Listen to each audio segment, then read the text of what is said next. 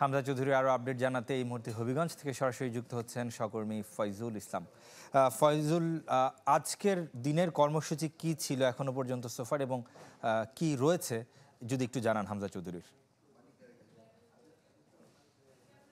শোয়েব, আপনি দেখতে পাচ্ছেন হয়তো আমার পেছনে অনেকে ভিড় করছেন, যদিও সকাল থেকে এই ভিড়টা এই পর্যায়ে ছিল না, বেলা গড়াচ্ছে এবং আস্তে আস্তে উৎসুক মানুষজনের একটু ভিড় বাড়ছে। কারণ হামজা চৌধুরী কিছুক্ষণের মধ্যেই কিন্তু, যদিও রাতে সিলেট থেকে তার ফ্লাইট, কিন্তু হবিগঞ্জ থেকে সিলেট 2 ঘন্টার বেশি বা সড়ক পথে কিন্তু তার জার্নি করতে হবে, সুতরাং তিনি কিছুক্ষণের মধ্যেই তার বাড়ি ত্যাগ করবেন এবং যাওয়ার আগে এখানে স্থানীয় যারা আর্থিকভাবে অসচ্ছল ব্যক্তি আছে তাদের আর্থিকভাবে তিনি একটু সহায়তা করার কথা রয়েছে। এই জন্য কিছু মানুষ এসেছেন, যদিও তারা বাড়ির পেছন দিকটা অপেক্ষা করছেন।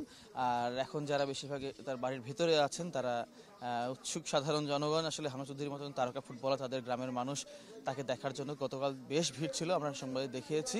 আজ সেই তুলনায় বলতে গেলে বেশ কম, তারপরেও সাধারণ মানুষরা আসছেন।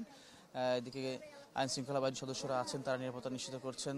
হামজা চৌধুরী যে গাড়ি বহরে যাবেন সেই গাড়িগুলো তৈরি করা হচ্ছে এবং আমাদের পরিবারে আসলে বাসার ভেতরের অংশেই তিনি আছেন এবং সেখানে তিনি বিশ্রামে আছেন। তার বাবাকে হয়তো দেখতে পাচ্ছেন আপনারা ক্যামেরায়, তিনি বেশ ব্যস্ততার মধ্যে কটা দিন পার করছেন সাধারণ মানুষকে মেনটেন করা এবং হামজা এত বড় তারকা ফুটবলার, তার সন্তান তিনি এসছেন, তার পরিবারের সদস্যরা বেশ করে তার ছেলে মেয়ে স্ত্রী তারা প্রথমবার মধ্যে দেশে এসেছেন এবং আমরা কিছুক্ষণ আগে নিউজে দেখালাম তার ছেলেরা কিন্তু খুব দারুণ আনন্দঘন সময় কাটিয়েছেন। বাড়ির পেছনের অংশটা যে মাঠ আছে সেখানে কিন্তু বাচ্চারা খেলাধুলা করেছে কিছুটা সময়ের জন্য। এই ছিল সবশেষ খবর, আমরা এখানে আছি এবং আমাদের পরবর্তী সংবাদে জানিয়ে দেবো হামজা চৌধুরীর পরবর্তী আপডেটটা কি। ফয়জুল, আপনাকে অসংখ্য ধন্যবাদ। দর্শক, হবিগঞ্জ থেকে আমাদের সাথে সরাসরি যুক্ত হয়েছিলেন সহকর্মী ফয়জুল ইসলাম। নিশ্চিন্তে খান স্বাস্থ্যকর অল টাইম পান, অল টাইম হেলদি লাইফ।